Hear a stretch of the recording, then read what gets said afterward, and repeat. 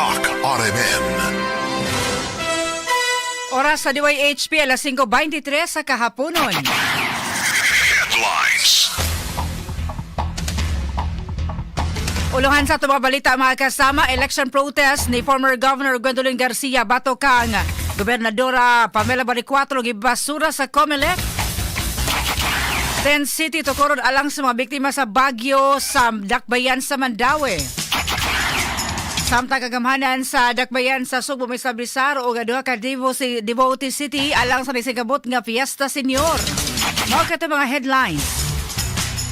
DYHP.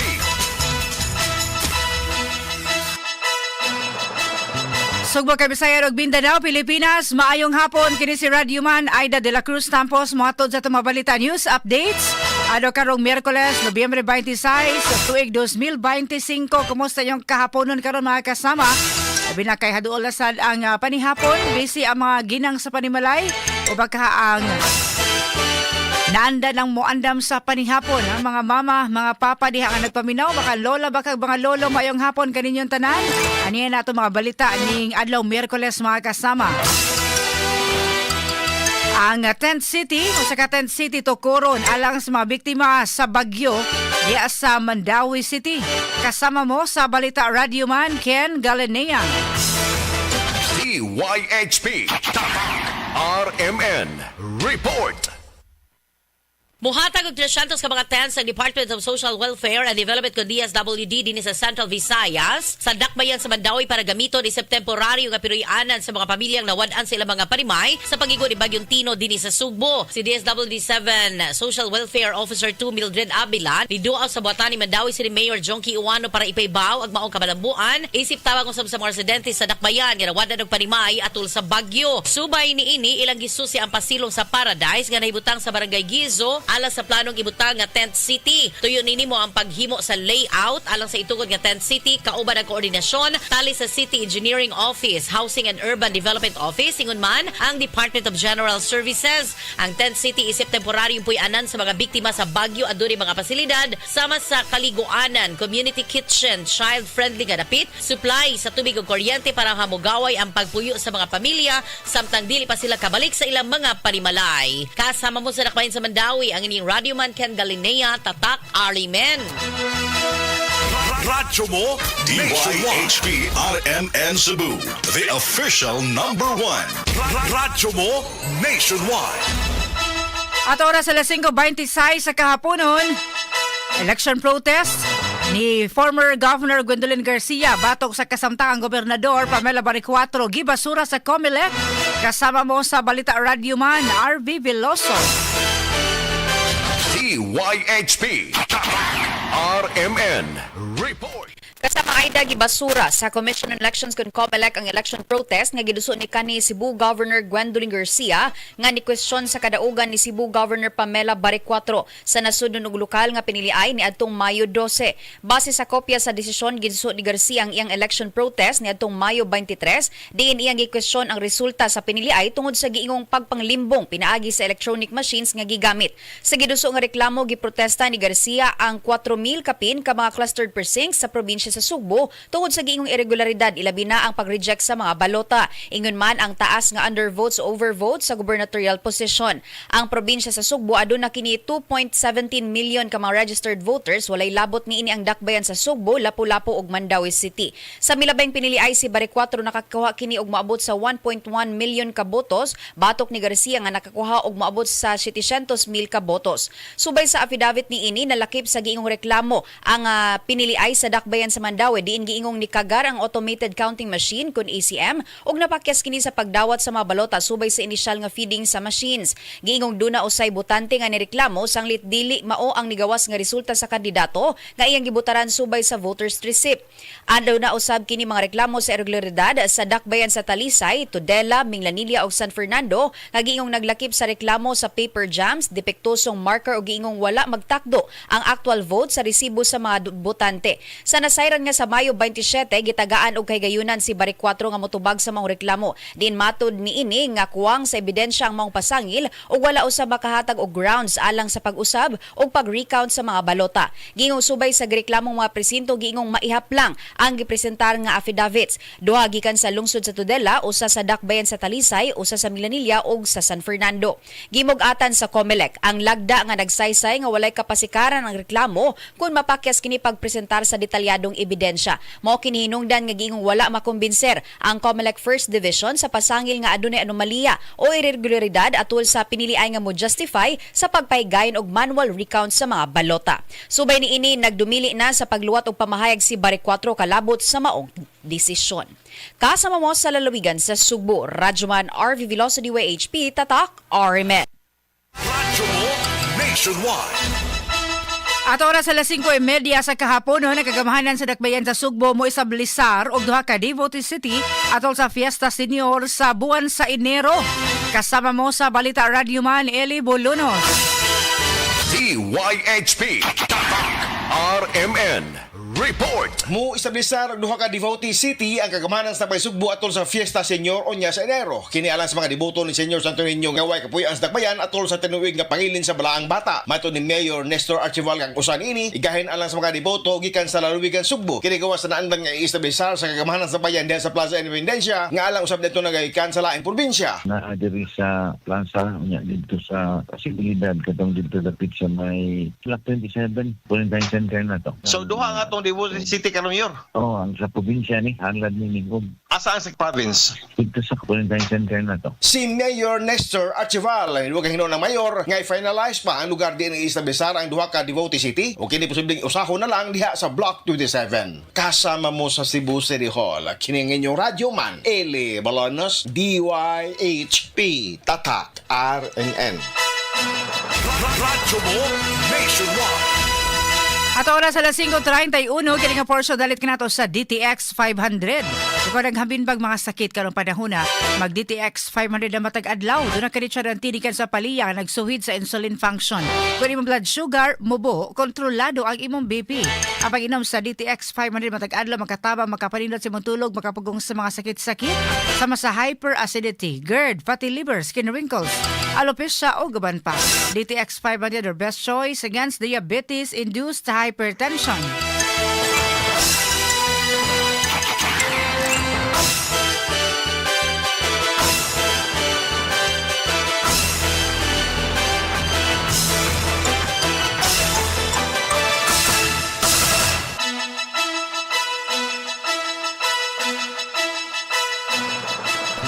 At oras sa 5:32 na sa kahaponon.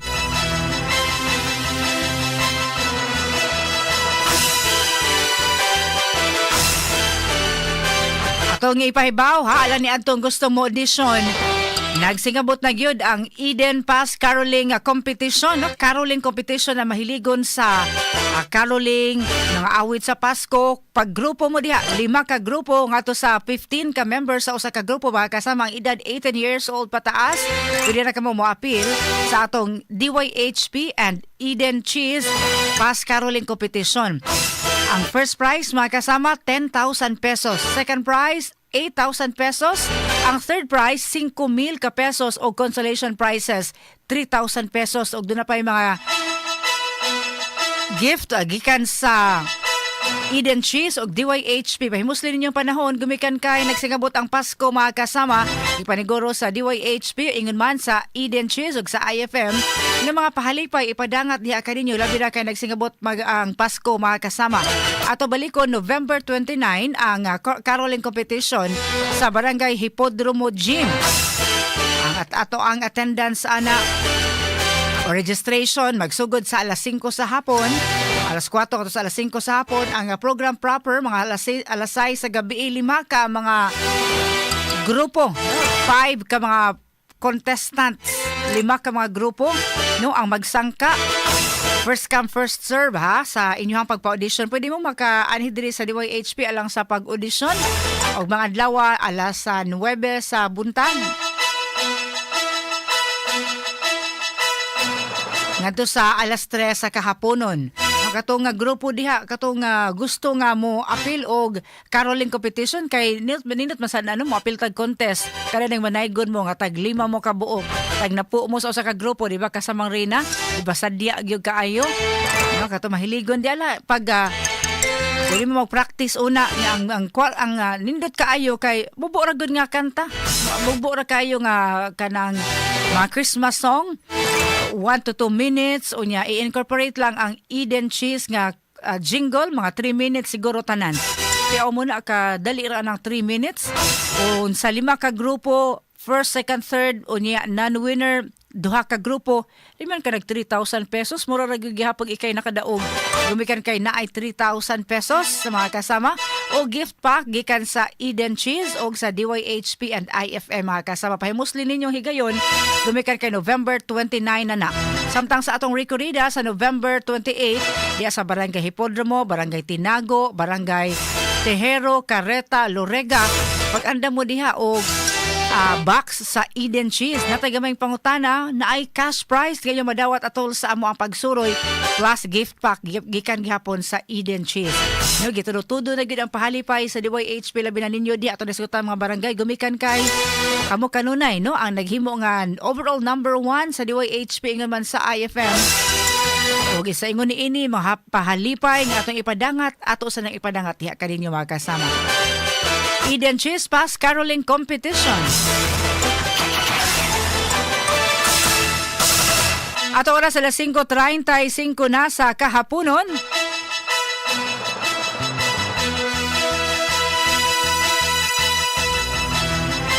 Sa dugang pambalita ang DepEd naglusad og inclusive employment policy. Kasama mo sa balita Radyoman Raymart Pogoy.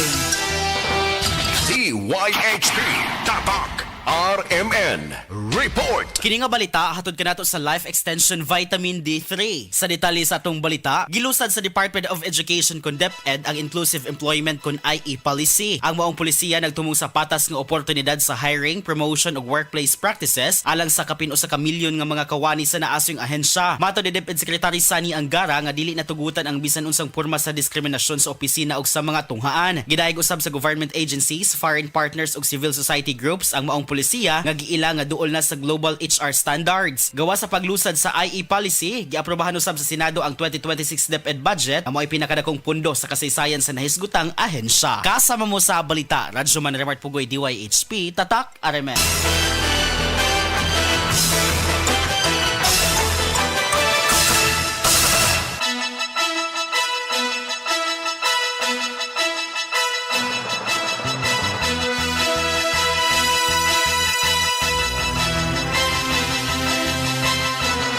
At oras alas 5:39 na sa kahaponon mga kasama. Ginganlan sa Malacañang nga inconsistent ang mga pamahayag ni kanhi Representative Zaldico kabay kini sa bag-ong mga revelasyon ni ko nga namasangil batok kang presidential son ug House Majority Leader Sandro Marcos sa gigong budget insertions ni ini. Inyang gipamahayag sa palasyo inaagi ni Palace spokesperson Clear Castro.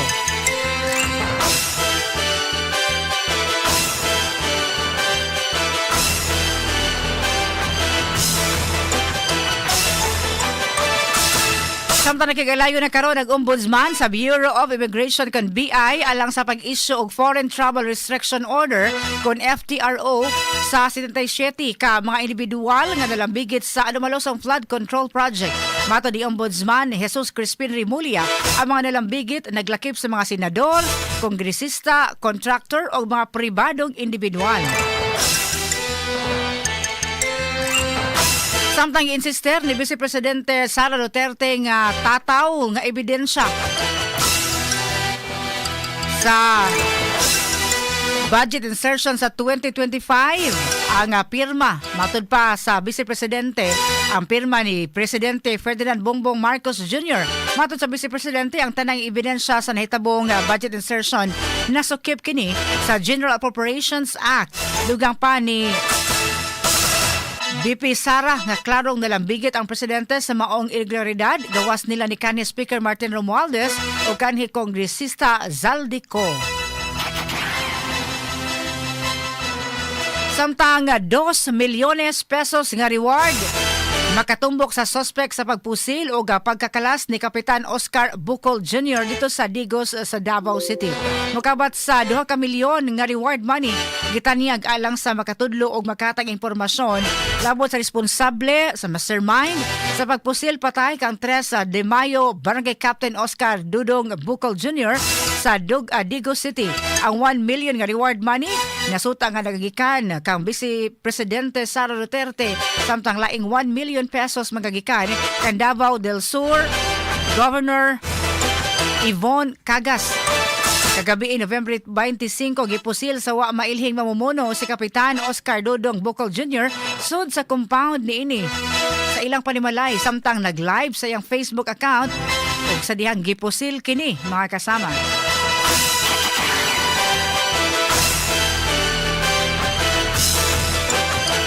At oras sa 5:42 sa kahapon na nawagan og hustisya ang pamilya sa construction worker nga gidunggab patay sa may barangay Guadalupe kagabi.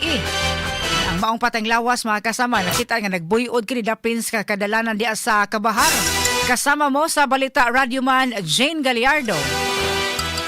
DYHP RMN Report. Hustisya ang panawagan sa kabanay ni Dionisio Magtagad, 54 anyos, usa ka construction worker kinsa giingong gidunggab patay sa wa pa mailhing mga suspitsado nga gikatahong riding in tandem mga alas 7 pasado kagabi Nobyembre 25 ning tuiga sa may parking area sa Mansanitas, Kabahar, Barangay Guadalupe ning Dakbayan sa Cebu. Sa inisyal nga kasayuran, giingong ang biktima ni adto sa nahisgutang dapit kay matud pa magbungkag kini sa motorsiklo nga inog patimbang apan kalit lang naabot ang mga suspitsado. Naabdan sa mga otoridad ang biktima nga gahayang nasa yuta ug naligo na kini sa kaugalingong dugo. Gikataho nga nakaangkon og mga sama dinunggaban ang biktima sa dughan hinungdan sa iyang hinanaling kamatayon. Matud ni Police Lieutenant Colonel Jose Los Baños, Information Officer sa Cebu City Police Office, nga duna na sila nahipos nga CCTV footage diin nakita nga samtang gabarog ang biktima sa maong dapit, kalit lang nga niduol ang duha ka suspitsado nga nakabonet og nakakalo sakay og motorsiklo dayon gidunggab kini. Samtang desidido ang pamilya sa namatay nga ipaubos kini sa autopsy tungod hugot usab ilang desisyon nga mupasaka og kaso kung ugaling madakpan ang mga suspect. Sa pagkakaron padayon gihapon ang gihimong hot pursuit operation sa mga kapulisan batok sa riding in tandem, ingon man ang pagsubay sa uban pang CCTV camera sa maong dapit ug ang pagsuta sa motibo niini. Kasama mo sa Guadalupe Police Station, ako ang inyong Radyoman Jane Gallardo, DYHP Tatak RMN.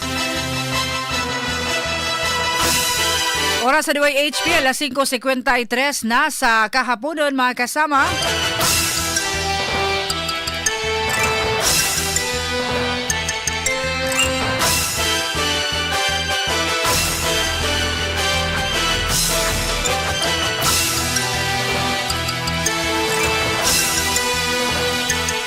Samtang sa dugang pambalita, si Acting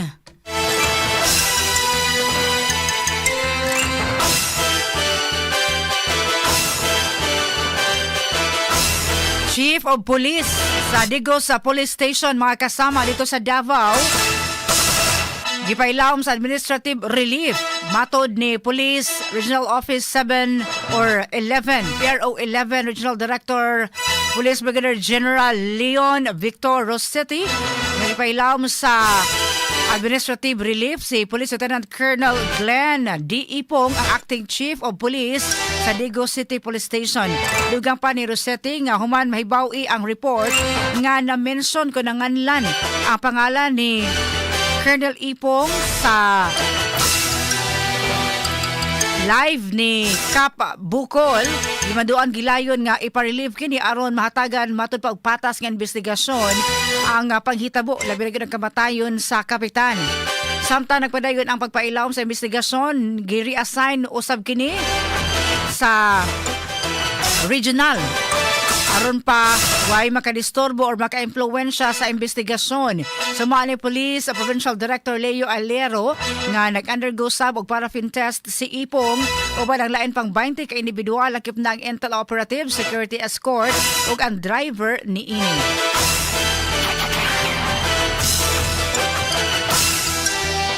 Samtang nakapanumpa sa iyahang katungdanan isip bag-ong kapitan sa barangay 3 de Mayo, si First Kagawad Jeric Bukol nga nanumpa na kini isip bagong kapitan sa mga barangay hulip kang Oscar Dudong Bukol Jr. human kini nakalas human gipusil kagabi mismo sa iyang Pinoy-anan or sa compound.